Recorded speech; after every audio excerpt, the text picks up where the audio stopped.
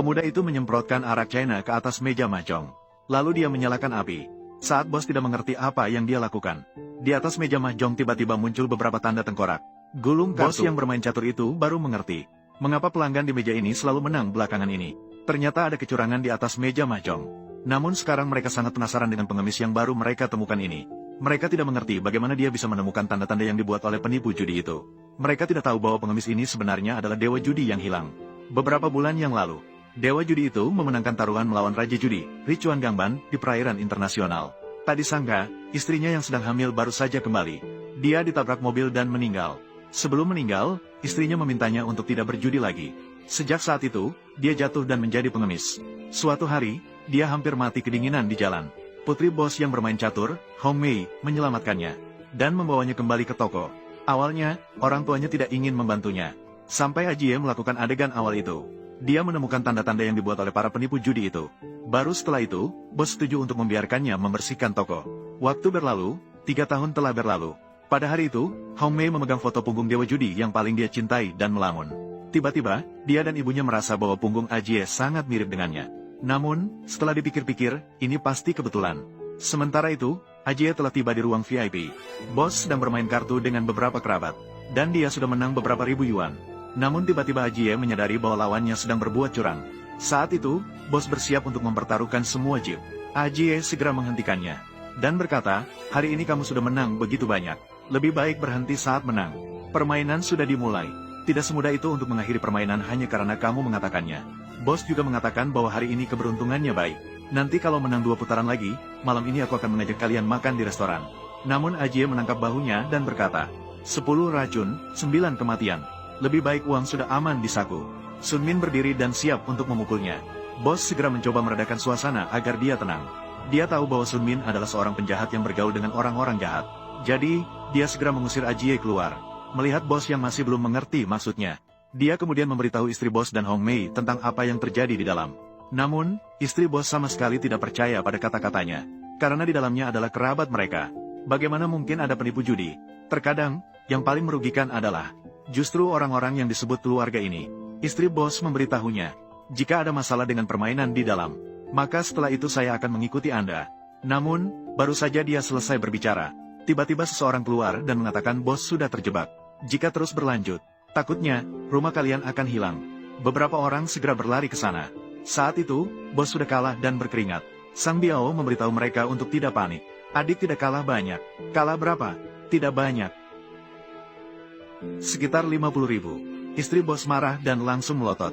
Bahkan jika mereka menjual toko ini, dia juga tidak seharga 50.000 lagi. Bos mengatakan bahwa dia awalnya selalu menang. Tak disangka, dalam 1 putaran dia kalah semua. Sekarang dia bahkan berhutang puluhan ribu kepada mereka. Dia bahkan tidak tahu bahwa dia sudah dijebak.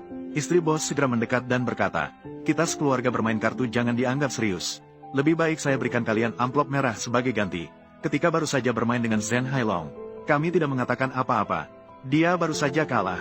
Kalian langsung tidak mengakui. Sun Min memberitahunya, jika tidak bisa mengeluarkan uang, tidak masalah. Asalkan kalian menyerahkan tempat mahjong ini kepada kami, itu sudah cukup.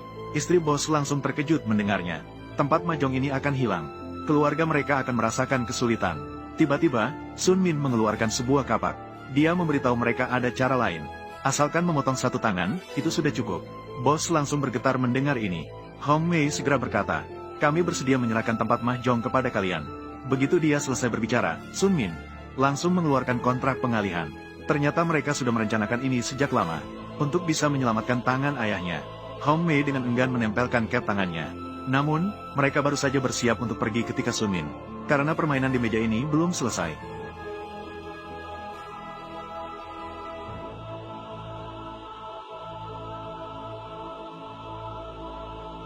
Ajie yang berdiri di samping tidak bisa menahan diri lagi. Dia meminta Sang Biao untuk memberi ampun.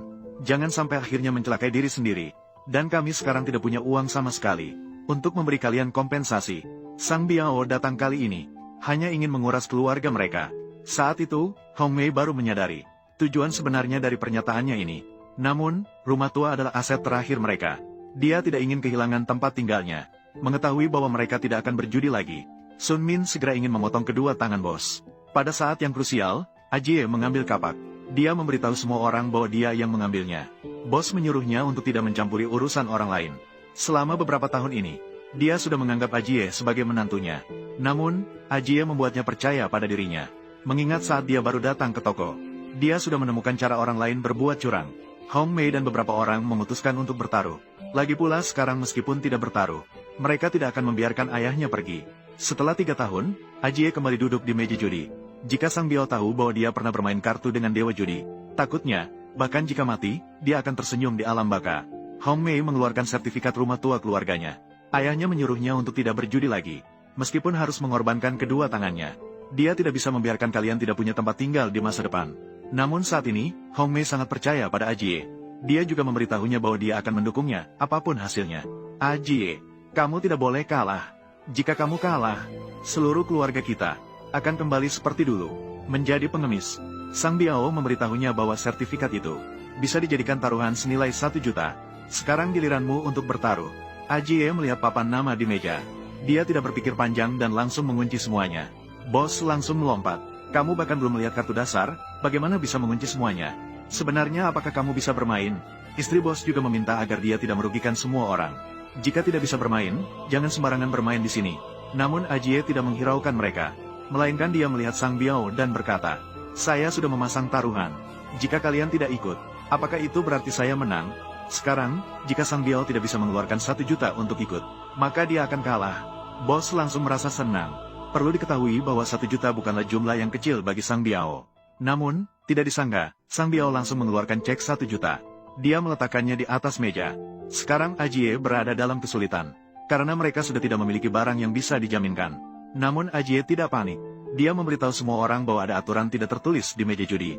Setiap orang bisa menganggap kedua tangan mereka sebagai taruhan 1 juta. Jika kalah, biarkan kalian memotong kedua tanganku ini. Bos kembali merasa senang. Ternyata Ajie ingin bersaing dengan lawannya. Saat ini, Sang Biao pasti juga tidak punya uang. Jika dia ingin ikut, dia harus mempertaruhkan kedua tangannya. Namun, tidak disangka Sang Biao menggigit bibirnya dan mengatakan dia juga ikut. Bukankah itu hanya sepasang tangan? Dengan cepat, kartu dibagikan lagi. Ajie mendapatkan 2 kartu 3. Bos sangat senang melihat ini. Jika Sang Biao tidak mendapatkan sepasang, kita akan menang kali ini. Namun, baru saja dia selesai berbicara, Sang Biao sudah mendapatkan sepasang K. Saat ini, Sang Biao mulai mengeluarkan kartu dari tangannya. Namun, semua ini diperhatikan oleh Ajie. Namun, dia tidak mengungkapkannya, karena hari ini dia ingin membuat lawannya kalah total. Dengan cepat, saat-saat akhir pun tiba. Sang Biao sebenarnya mendapat 2K dan 2A. Melihat ini, istri bos, bahkan Hong Mei tahu bahwa mereka sudah selesai. Karena Sang Biao langsung menunjukkan kartu dasarnya. Sekarang, Ajie hanya bisa menang jika mendapatkan 3 kartu 3. Namun, salah satu kartu 3 ada di tangan Sang Biao. Sekarang, Ajie hanya memiliki 1 dari 42 kesempatan untuk mendapatkan kartu 3 hati. Jika tidak ada keajaiban, itu sama sekali tidak mungkin. Tak seorang pun percaya Ajie akan menang kali ini. Para pengikut bahkan mulai menyiapkan kapak untuk memotong tangan Ajie. Sang Biao memberitahunya untuk tidak berlaga pahlawan di kehidupan berikutnya. Keberuntungan tidak dimiliki oleh semua orang. Anak ini benar-benar mengacau. Dia tidak hanya merugikan dirinya sendiri dengan kehilangan kedua tangannya. Dia juga membuat keluarga Lao Fu bangkrut. Itu belum tentu.